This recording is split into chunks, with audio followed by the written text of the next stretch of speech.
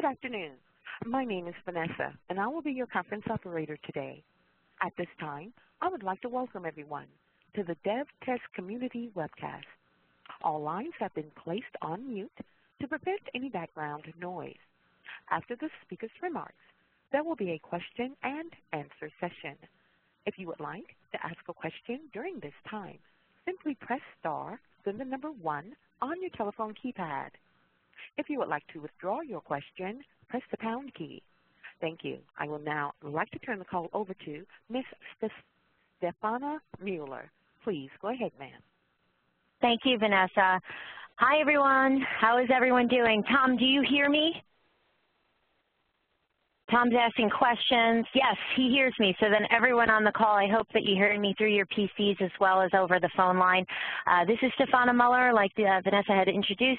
I'm the product manager for CA Service Virtualization, and today we're going to go through what's new in 8.0. And many of you have seen this if you were at CA World.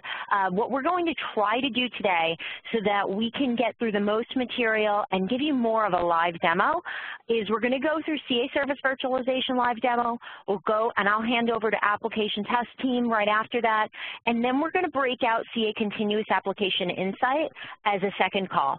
So we found that the live demo of CAI, or Continuous Application Insight, which was formerly Pathfinder, is very long.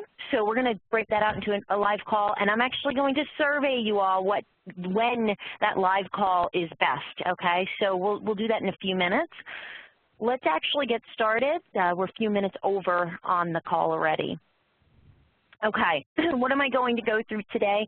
I'm going to go through a bit of product renaming. Many of you already know this information, and if you don't, we'll all enjoy some of the pictures that are presented on the screen.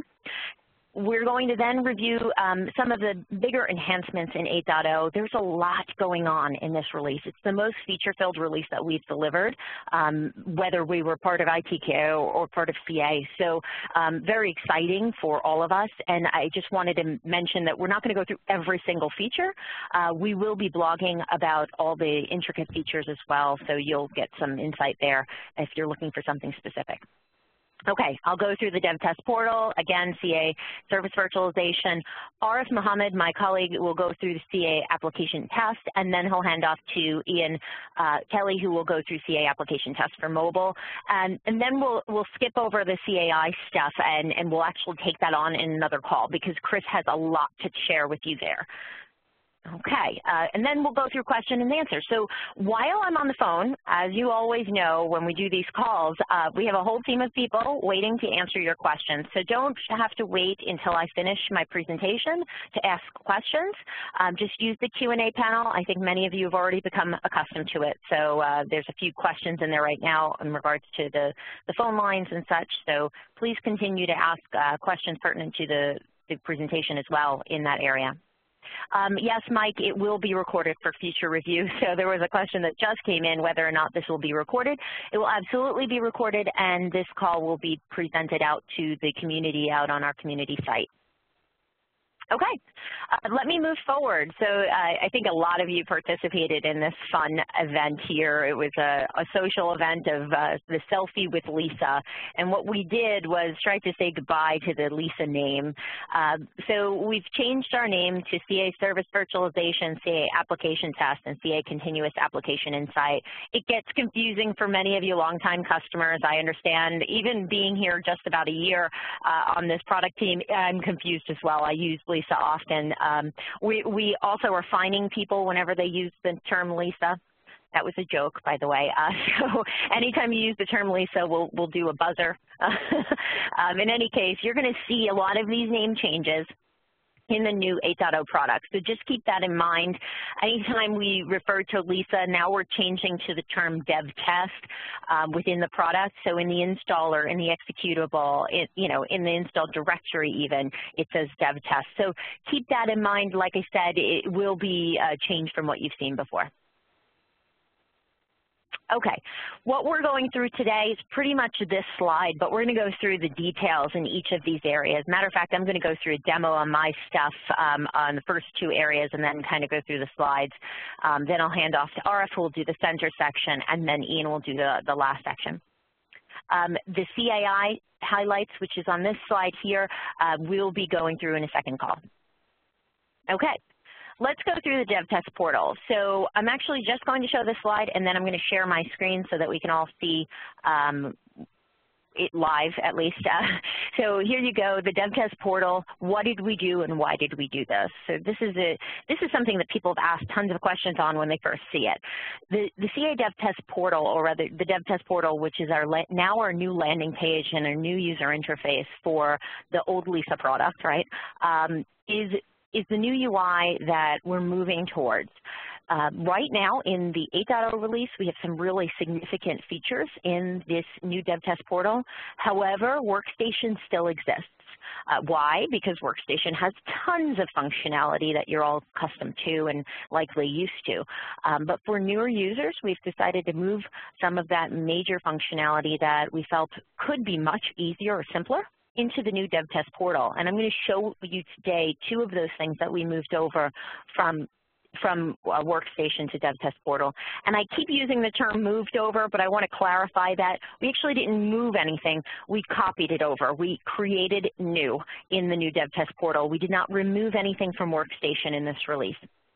The only thing that got removed from Workstation in this release is the Pathfinder console. So Pathfinder console is now the new CAI UI, and that will be in the DevTest portal. Okay, so just keeping that in mind, what we did in this process is really important to you. We've gotten your feedback along the way. We analyzed all the functionality that we have in Workstation today. We determined the workflows that are most used by our customers, and then we decided what features we're going to move over first. And you're going to see significant changes over the next few releases as we start sunsetting the old IDE-like environment and moving over to this web UI.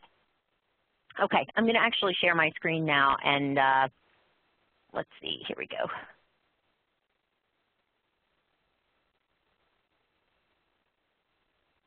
Okay, so you should be seeing my DevTest portal right now. I'm actually going to just go back and do another sharing. Give me 1 second. I want to share my full desktop here for you. Please excuse if my team members yell at me in the background. Okay, I'm actually sharing my full desktop here, and the reason for that is I want to show you a full recording in the new DevTest portal. Okay, the first step into the DevTest portal is using this localhost 1507 URL. Now, I have the product installed directly on my machine right now, so that's why it's localhost. But the idea of this new portal is that it could be on a remote server somewhere or a server in the data center that your team has access to. And all team members have to log in now into the portal to gain access. So ACL, or access control, is turned on by default, and you'll have to give folks access through an ACL username and password. That is something that's been in the product before since, I believe, 7.0, but the enhancement was that we made it required so that you can enable this shared environment for the future. So once I log in, and I'm logging in with the admin account right now, I have full access. I'm showing here a few things. Let me actually go to the dashboard first so that you can see where we land. And if you go in the dashboard, this is kind of a consolidation of all the 3 products I mentioned today. You've got your getting started content, your quick links, some help. This is really for the newer user.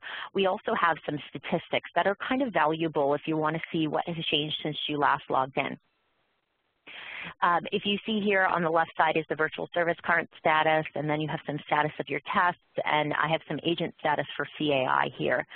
Just keep that in mind. When Chris goes through that feature, he'll go through some of the details below because these are all stats from CAI. As I go through this UI, we're going to go through 2 features first for service virtualization. The first one is how to create a new virtual service using this new portal. One of the most commonly used features of virtualizing, creating a new virtual service is recording a website or recording HTTP or HTTPS. So what we decided to do is put it in a very simple to use interface here. If you go under the create icon on the left and then click virtualize website, you get to the screen here that gives you really a step-by-step, 3-step process to just create and deploy your virtual service. And remember, this is creating by recording. As many of you know, we can create virtual services through many different means. This is the first means that we've moved over to the DevTest portal, and obviously we'll be moving more and more over in the next few releases. So if I enter in a recording name, I'm going to call it Test Recording 1, and I click off of that name, you can see a few things changed on my screen. The first thing that happened is that the Test Recording 1, that name was checked against the VSC server, and it said, is there another name out there already used called Test Recording 1? So this, it prevents you from overriding an existing virtual service. So that's very helpful, especially in a shared environment. In addition to that, I have the ability to select a VSC. Right now, I only have access to one VSC. So as a user, I'm not going to select one. It's already selected for me. I can add a description. And the other things that happen as I start clicking off of screens here, things changed in this UI. One, a port was selected for me, so where the recording will occur. This is really, again, helpful for that shared environment. You can override that, of course. We allow you by selecting this icon here, but we make it a little bit more difficult than usual.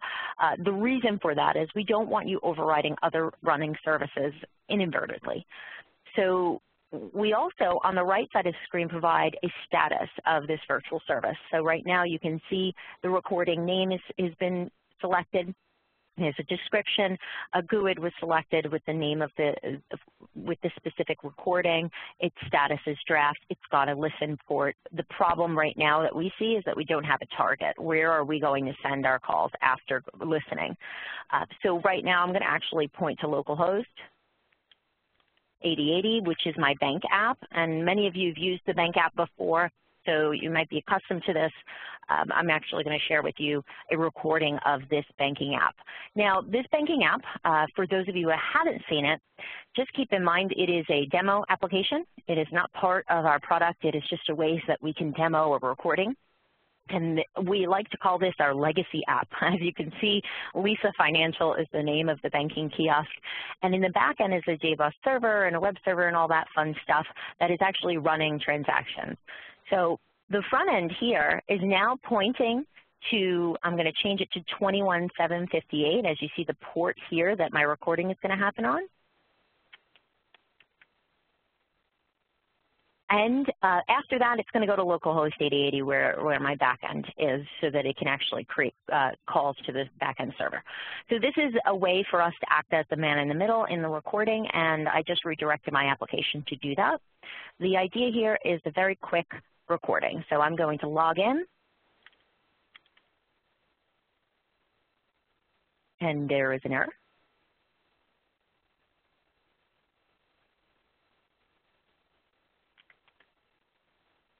Give me 1 second.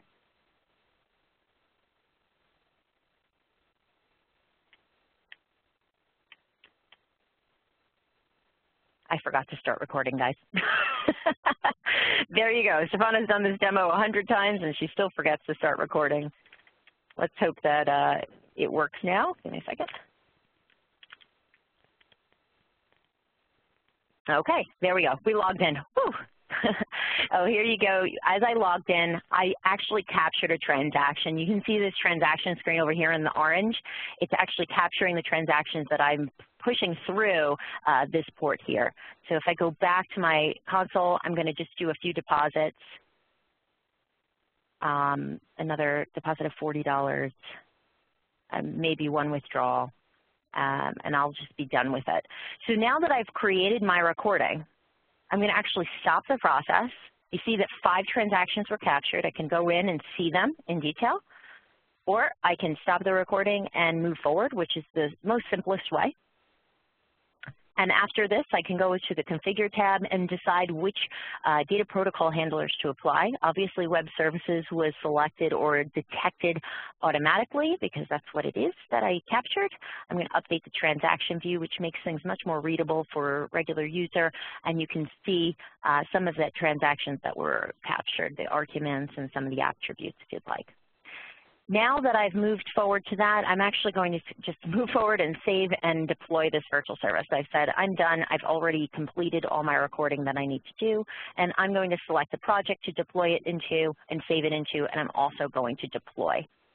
I'm going to actually use a group name here, Team B. I have a Team A and Team B in my VSC right now, so this helps me remember that. And if I save, I've saved and deployed. Now, how do I know what happened just now? The two things that occurred is that in the DevTest console, if I go over, you can see my test recording 1 is now running. It's been running for about 9 seconds. So I actually created a recording and I deployed it within about a minute. Obviously, I stopped to go through some of the detail of the screens, but in essence, I've done that very quickly. In addition to that, you can see that it's running and I can change the mode if I'd like. I also have have shown you that I've selected Team B. So if I were to select the group, you can only see the things that are assigned to that specific group, and so on.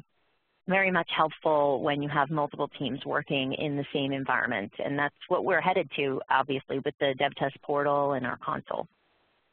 Okay, I'm going to go back to the portal. Now I know that this is running. I can go and throw transactions against it. I'm not going to do that on this demo because we don't have much time and I have to move over to our presentation. But I want to go over to our editor. So the very simple recorder, now I'm going to go to the very simple editor. And if I open up this recording that I just did, you can see this new edit screen for the virtual service image. Right now, you open it up, it shows you a bunch of things. So it can be confusing, but if you take a look, we've simplified the screen significantly. The first part is the stateless signatures. These are the things that we've captured. And underneath, here's the arguments that were captured. So you can see any specifics. Remember when I deposited money, I deposited $20 and then I deposited $40? You can see the two different transactions here, deposit money of $20 and deposit money of $40. In addition to that, you could see the withdraw, the delete token, or when I logged out. So all of this was captured in my transaction. Now, what happens if I need to quickly add something to this transaction, or rather this virtual service image? And this is something that many of you have complained that it's not easy to do today in the virtual service product. The best way to add things now is if you go in and navigate towards I'm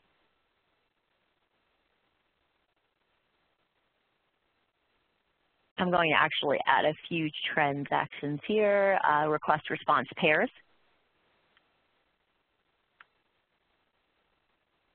Okay, and it's going to upload those request response pairs for me. You can actually drag and drop the files onto here, or you can navigate towards them. Obviously, navigating is easy when you have them saved in a specific location. And you click Done, and then it gets added to my virtual service image. So as you can see here, all of my stuff gets added automatically, and what occurs is that I don't have to actually manually enter in new requests and responses. One of the things that you've all told us this is a pain point today, and we've made it very simple in this new release. In addition to that, we have a feature of searching the image. Hi, there's some background noise on the call. Can someone go on mute, please?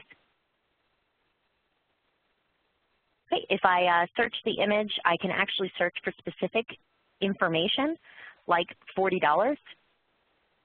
So here, if I click 40, I can actually see where in the response that $40 was selected.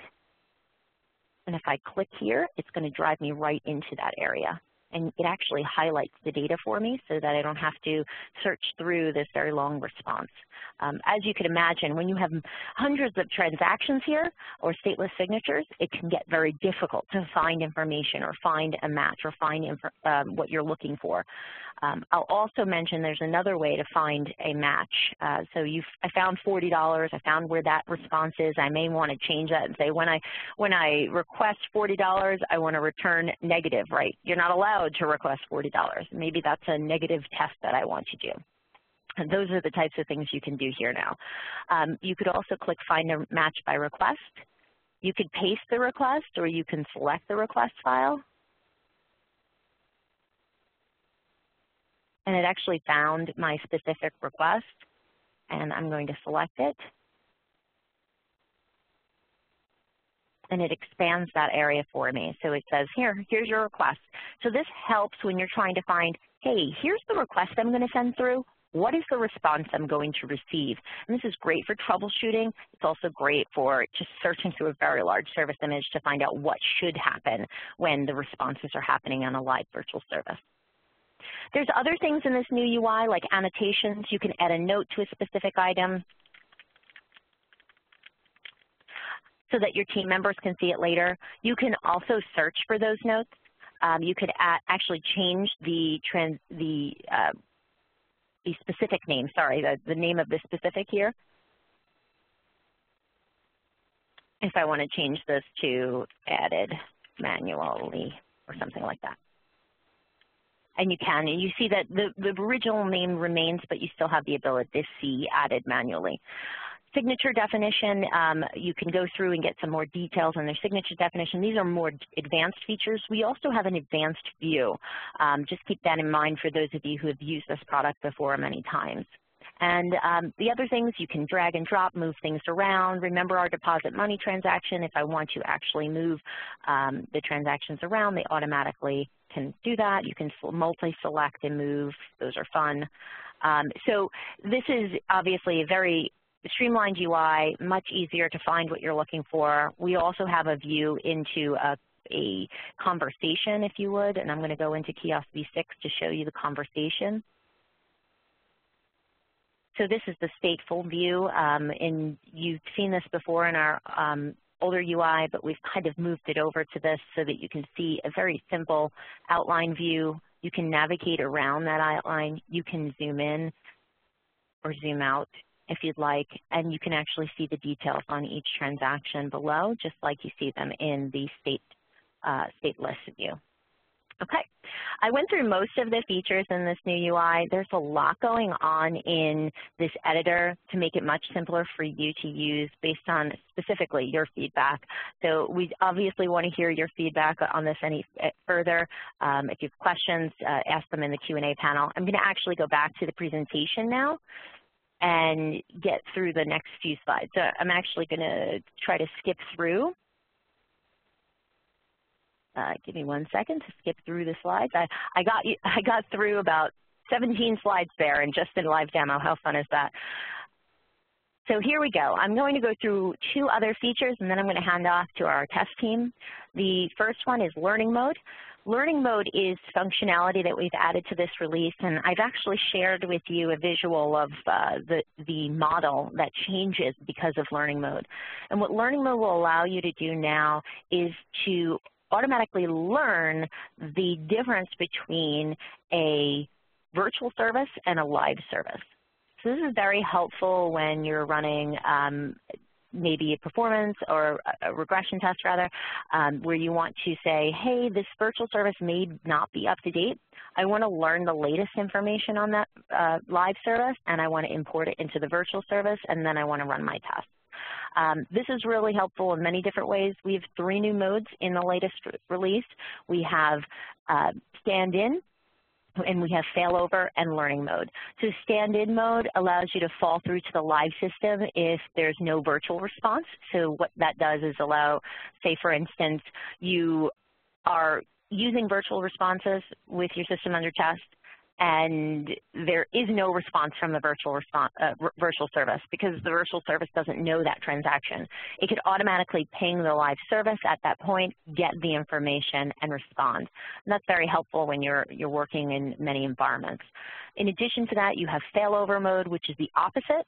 It will provide a virtualized response if nothing is available in the live system. That's really helpful if you're testing a live system or your development environment or whatnot, and you want to add on a feature that's not there yet, and you want to add it on through virtual service. So that's, again, really helpful. And if you combine some of that, that's where learning mode comes in, where you can actually apply a virtual service and live response difference automatically to the service image and have it continue to run. Okay, so that's the learning mode feature, and I actually gave a demo of that on the on the portal, on the community, so take a look at that. The next feature I wanted to share with you is opaque data processing, and this is key for many of our customers who have the question, hey, do you support protocol XYZ, or hey, that protocol, somebody wrote it for us, it's proprietary, nobody knows anything about it, and the guy who created it no longer works here. All of that can be addressed with new opaque data processing. This functionality brings what we call true artificial intelligence to our service virtualization. It's going to allow matching of requests and appropriate responses through an algorithm that actually determines, based on bytes, what is the most appropriate response. It's actually not doing anything, I would say, very smart. It's actually looking at the byte level and doing matching, which is very exciting because a lot of this functionality, a lot of the challenge we'll have with virtualizing services is not knowing the protocol or not knowing what data is coming in so that we can match the data coming out. So if you keep that in mind, this feature here has a very high accuracy. Matter of fact, we found enhancements to our existing data protocol handlers with opaque data processing. And we find that a lot of users find this a good step through before using a new data protocol handler. So that we're going to be using opaque data processing and DPHs in the future. We don't think that we're going to go one way or the other, and I feel that opaque data processing will help us enhance our DPHs in the future. So again, a lot more detail on opaque data processing out on our portal right now. We have a whole blog on it giving you the full use case and when you should use it and when you shouldn't. If you have any questions, I'd be happy to take them. I want to move on so that I can get over to RF before he kills me. But the protocol support is the next area that I wanted to quickly go through. We've added, and this is actually Ian's team that works on this, so I'm sorry stealing your thunder here, Ian, but I'll send back to you in a minute. If you see here, when you're in Workstation today, you have a few more ways to create a virtual service through Waddle and RAML, and we also enhanced the Swift and Rust support in this release. Okay, I'm actually going to hand off to RF now. I'm making you the presenter, RF, so that you can share your screen if you'd like or go through the slides. Go ahead. Perfect. Thank you very much, Stefana. No problem. Let me share here. Where do I go? Okay, share my desktop. All right. You guys can see this workstation screen? We see it. Great. Perfect. All right. So what I'm going to do is I'm going to quickly go over some of the key features actually we built in 8.0 from a test perspective. So I'm going to, what I have is I have a pre-recorded Selenium test, which I'm going to actually import in here. Selenium. And this import capability was there before, but what you're going to see different here, let's say I pick this. Before it was just loading in the 7.5 and it was actually loading all those and creating the steps. Now what it does is it actually show you all the steps in which are basically JSON steps, right? It show you in the visualizer here where you can see there are different steps here, get step here and click element, all that. Apart from that, it's actually also giving you the ability to define variables here. So for example, in this particular case, URL is automatically variabilized. So there's a variable endpoint which is created. So that way you don't have to manually do it. And then you have the ability, because this property get created inside the project. So you would not, we would be able to actually run this test against different targets. The other thing, for the other data items in there, you actually have the ability to define a variable as well. So for example, in this particular case, we are searching for a VIN number of a particular car.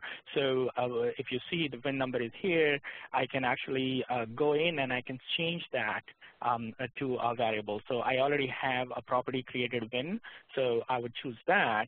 And when I build this, what it would do is it would actually, as we can see here, from a get perspective, in the Selenium step, it would automatically fill in that, and then set element text automatically fill in with the win, and the win value which we actually set is part of the project. So now I have this imported. As you see that we made it a little easier from a management of that importing the script. Now what I did, I actually wanted to get the win number from the inventory. So for that, I added a REST API call. So in this particular case, what we are doing is I'm actually calling get win number call to my REST. And the few things we added from a REST perspective, especially on the JSON side, because the result is coming as JSON. So we added new assertions and filters for JSON. So one of the things we added is the ability to actually validate the schema. So the results which are getting back from that API. So as you can see, there's a schema definition, and by the way, you can generate schema definition through online tools. So there are online tools available. In fact, actually, it will show up here, the URL to that tool, if I'm able to expand it a little bit. Yeah, it's JSONschema.org. So they have the ability where you can actually cut and paste the JSON, and it would actually generate the schema. So you don't have to do it by hand. You can actually generate that and put it in here, cut and paste here. And then what it would do is it would actually validate against the payload. So that's one way we are making it easier for you to validate your JSON response. Similarly, from a filter perspective, we added the ability to actually define JSON tab. So here JSON tab, what it's doing is saying inside whatever the results are coming, inside it, there is a model object where there's a type, and then the type has a name, and that name has to be Sedan, and I need the 9th element from there. So as you can see, it's like XPath, it actually allows you to get the data. And when it also gets you the property, so the result of this would be saved into the property value. So here win would be updated based on that. And then if there are more than one object, then the count would be updated as well. So that would tell you whether this output property is an array or it is just an element, because with one, it would actually come back as one here. So those assertions and filters would actually help you to do the validation on the JSON. I showed you a filter here, but there is the similar way you can actually define assertion as well. And I have more blog on the community, which you can take a look at that and provide us some feedback so that we can enhance it further. So now when I set up this test case and I created the REST API, I have the steps here, but now I remember, I missed one of the steps, which was clicking the button. So I'm logging in, I'm clicking on the win lookup, I'm filling in the win number, but I'm not clicking win lookup. So I have to add another Selenium step here. One way is that I can right-click and add the script, add it here, or I can actually make it easier because it's easier to record from the recorder side. So on the Selenium side, so we added the ability to not only import but also export. So in this case, Selenium export, I go to Selenium export, and on export, I choose the file, and let's say in this particular case, I choose this partial, search partial, I save it, I export it, and once it's exported, I can go back to my Selenium, and in Selenium, one of the things you're going to see is that a new plugin which we added that would allow you to import scripts which are exported through application tests. So it became now two-way. So let me open the script here. Partial search is what we exported. And you see the same, all those steps which we saw in my test are here. You would see some of the markers here that are basically telling that would tell application test how to import and what steps are only application test step Sorry, Stefana. And the other steps are here. So now I can actually, what I can do is I can run this whole thing and up to the last, and then I can actually say I want to record after this. So and if I go back in the browser, so as you can see, it has ran through this, and I need to click on the lookup. I clicked on the lookup, and I go back to this guy. So the click is also added here, right? And just like before, I can go and I can export. Sorry, I need to stop it first. To stop recording, I can export it, just like I was exporting before. So I export it. I come back to the workstation, and I can import it back in here, and those new steps would actually be added after the import. So it makes it really easy if you need to, if it's a simple one step, yeah, you can manually add it, but if you need to add a new workflow in between or insert a workflow in between, this whole feature actually makes it really easy because you can use the recorder to further enhance your test case, while it was not possible before 8.0. So now I have my my test set up. So one of the new cool things with 8.0 we actually did is that test portal, which Stefana actually showed you before. From SV perspective, from test perspective, there are capabilities we added for the users who are consuming the test cases. So for example, in this particular case, I have under the manage, I have the project open. So in this case, Demo 8.0 was the project we were working on. And if you look at it, all different test cases are here. I can right click on the test and I can run it. So that means if I'm just a consumer and I have to quickly run the test, I don't have to fire up my workstation. That's one advantage, especially for those of your consumers who are not well versed with the workstation. Now, through the web portal, they ran it. Now, where do they see the results? So the results is another area which we actually added, and that's through the monitor section here, monitoring tests. On a high level, if you see on the right-hand side, these monitor tests are open.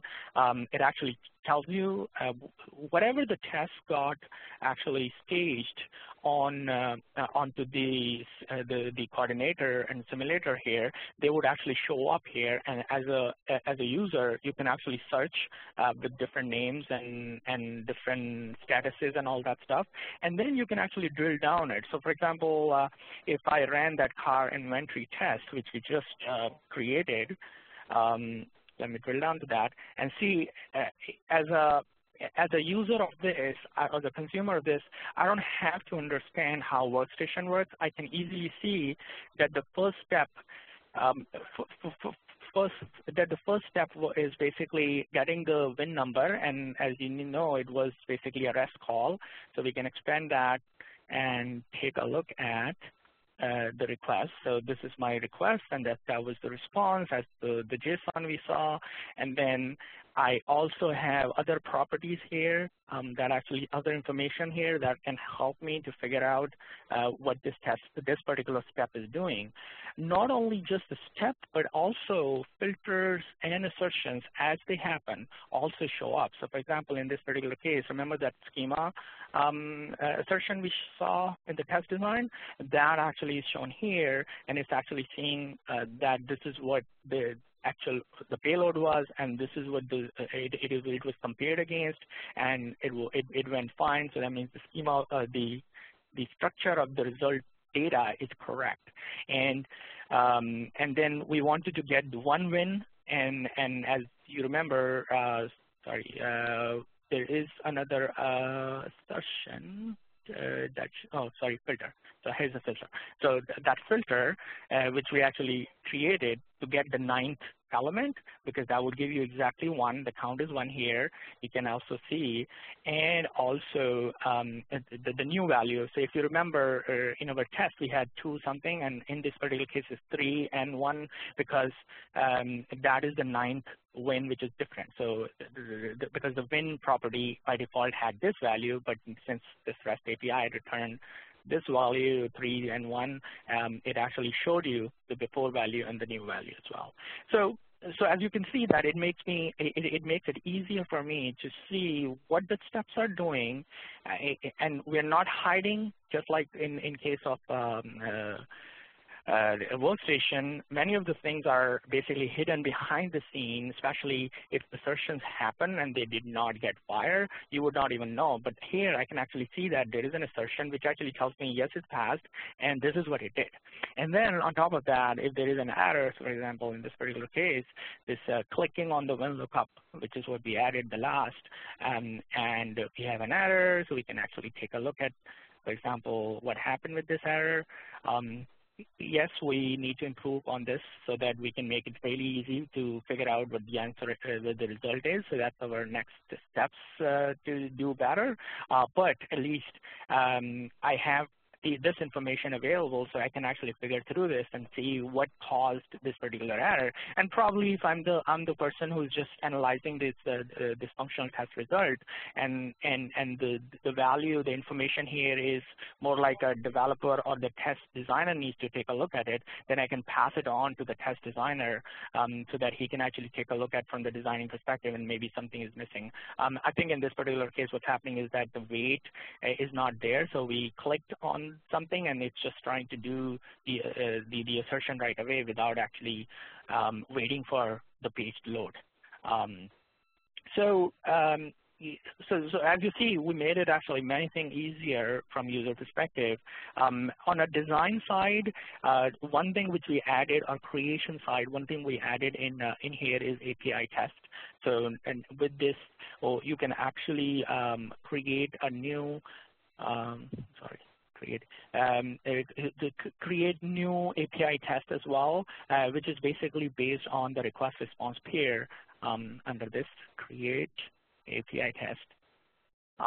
So as you can see from here, you can name it, you can put in the project into an existing project. So if I want to put in the same project, and I can name it, and I can base URL, and then here from a baseline perspective, I provide the request response pair file, and based on the request response pair file, the test and the number of request responses are in that zip file, the test would be created. And as a user, I can quickly create those tests based on the request response pair. And then once they get created, they get posted into the project the similar way like any other test, and then you can right click and then you can run them as well. As we go forward, we are going to move more and more capability into the DevTest portal as well. That's what I wanted to show, Stefana. I guess Ian is next, right? Yeah, you know what, we have about 10 minutes left, and we didn't have time for verbal questions or the poll yet. So maybe we could, if you could hand presenter back to me, we'll do the quick poll of when we can do a follow-up and what's the best time for a follow-up. And Ian, we may have to push your demo over to the next call, depending on time and questions, if that's okay. Yeah, and the data, the information that I was going to show is actually in the 12 Days of Christmas blog. So it's in the top video that's hosted on YouTube. So if you'd like to see the demonstration of Voyager, it's right there. Great. I'm actually going to submit a poll to everyone right now. If you have a few seconds to respond. We're going to have a follow-up to this call because we couldn't cover all the features, and continuous application insight isn't reviewed. Mobile test is not reviewed. What Ian mentioned, we do have blogs out there. When do you think is best? Would you rather us do this next week during the holiday week? I know in the U.S. many of us are, and in Europe many of us are celebrating holidays this week and next, or would you rather us wait until after the new year? So please respond to that. That'll help us get a better understanding of when we should follow up. Okay. As we move forward, I'd like to ask the operator to open up the lines for Q&A. And Ian, I'll probably give you the last 3 minutes to just point people to the content, and then we'll take some more time on our next call. Is that okay? Sure. Okay. So, operator, could you open up the lines for questions, please? At this time, I would like to remind everyone, if you would like to ask a question, press *1 on your telephone keypad. We will pause for just a moment to compile the Q&A roster.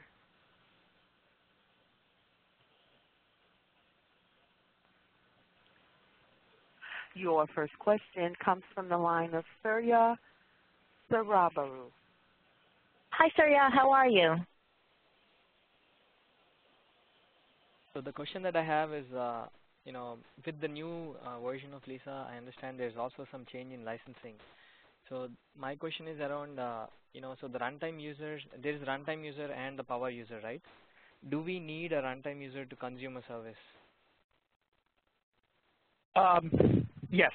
So any user who's consuming directly or indirectly the service is considered a runtime user. If we have let's say we have one virtual service and there are 10 different teams which are consuming it, 10 different people consuming it, so we need 10 runtime licenses in that case, right? And remember that these users are concurrent users. So really speaking, it actually, even if you have 100 people in the team and you think that most of the time only 10 people at the max would actually go against it altogether, then you would need 10 licenses. But even if you have 100 people and at the max 5 people would go against the service at the same time, because it's a concurrent user, then you would just need five licenses. Okay. Thank you for answering that. No problem. And by the way, power user license includes the runtime license. So let's say if you have 15 power user licenses and you have only 5 people who are doing the runtime thing, then from a concurrent perspective, if those 10 users are concurrently using power user and then 5 concurrent power user maybe utilized or against the runtime user as well. So there is some optimization you can do around that as well. Okay. Yeah, thanks for that input. Thank you. Again, if you would like to ask a question, press star 1 on your telephone keypad. Okay, we have a few questions in the Q&A panel. I just wanted to mention to folks, a lot of this content we've already recorded demos of and not as quickly gone through. You can kind of do them at your own pace, read through our blogs. I put a link in the chat area, so take a look at the chat area. You can actually click on that link now, and it goes to the list of blogs in our DevTest community. That'll allow you to get right to the 12 Days of 8.0 blog series that Ian had mentioned, and so on. Any other questions on the phone before I pass on to Ian to do a few minutes? Yes, ma'am. Your next question comes from the line of Arvind Namasbayam. Hey, this is Arvind. Hey, Arvind. Staying on the topic of licensing, I have a question. So when you say a runtime user, right, like, who consumes the service, I mean, how long is the user going to hold that license? Like, during the time of the transaction, like, I mean, which is like, maybe a second. So when parallel user accessing a service, how long is this license being held by that user? So the licenses are held by the user till they have an active session. So for example, if you have a front end and people are logging, and those guys are logging in and testing your UI manually, for example, and the back end is basically virtualized and they're going against the virtual service, then basically that active user who has an active session against that back end, till he has that, so let's say you have 5 manual testers, you would have all 5 are testing right now, then they are consuming 5 runtime licenses because their session is active. Oh, okay. And a follow-up question is, like, do you have any documentation regarding the licensing? Like, that's really a confusing gray area.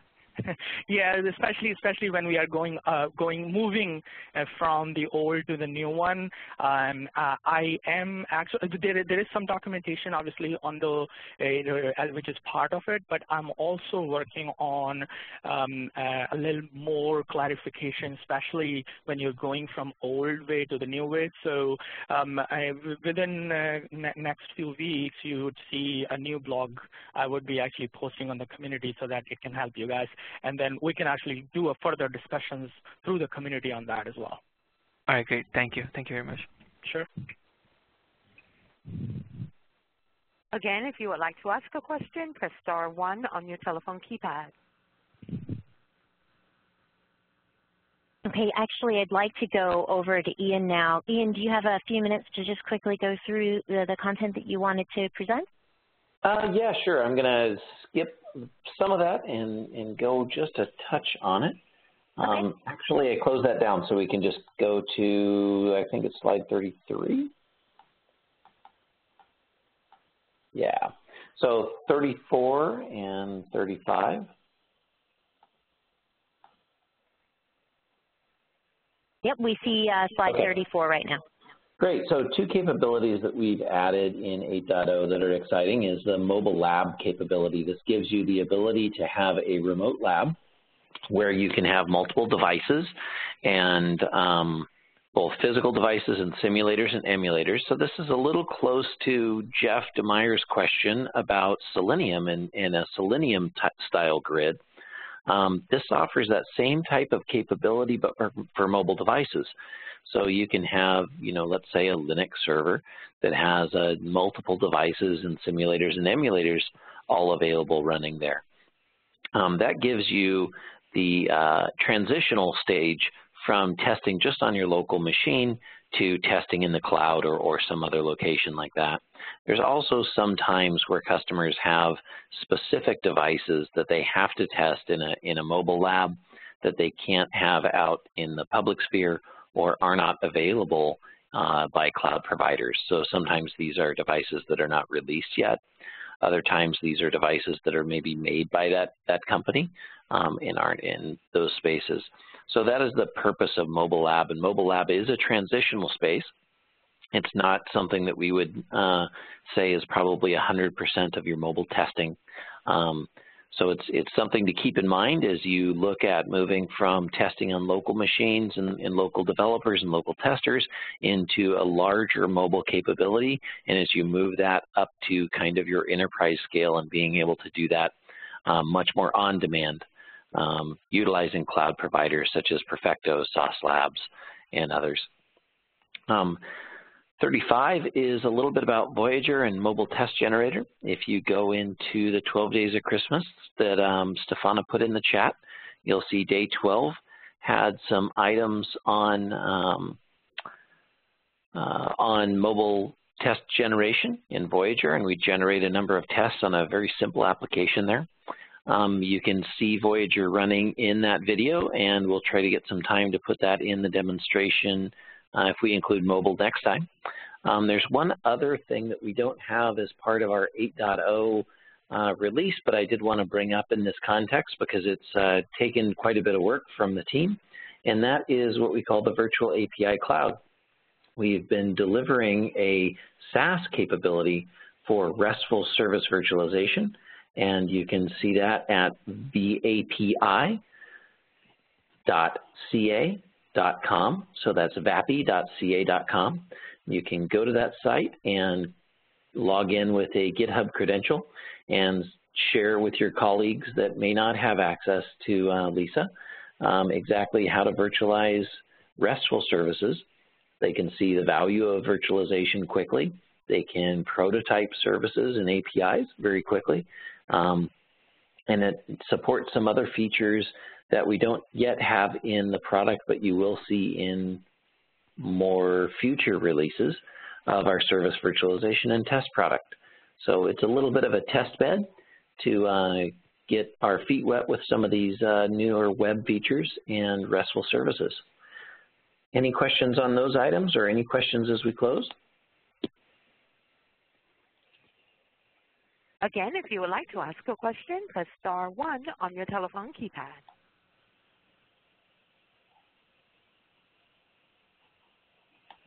There are no audio questions at this time. Okay. So there was a question in the queue that asked if SV 8.0 is downward compatible.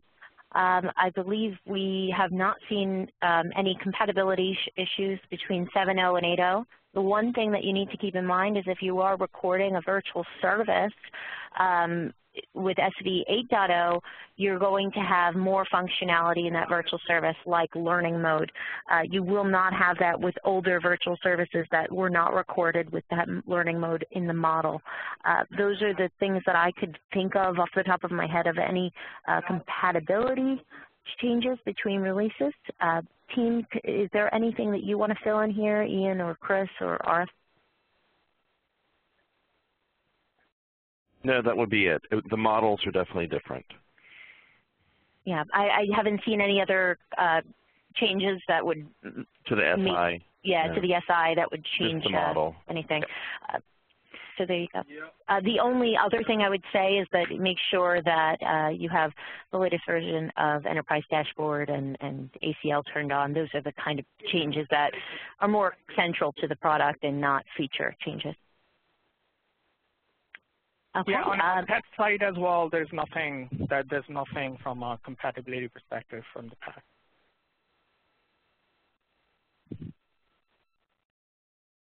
Okay, well, we're right at the top of the hour now, and I hope everyone got their questions and answers in. We have a ton of Q&A in the panel. As you know, we're all on the community every day, so please go out there and ask your questions if you have anything.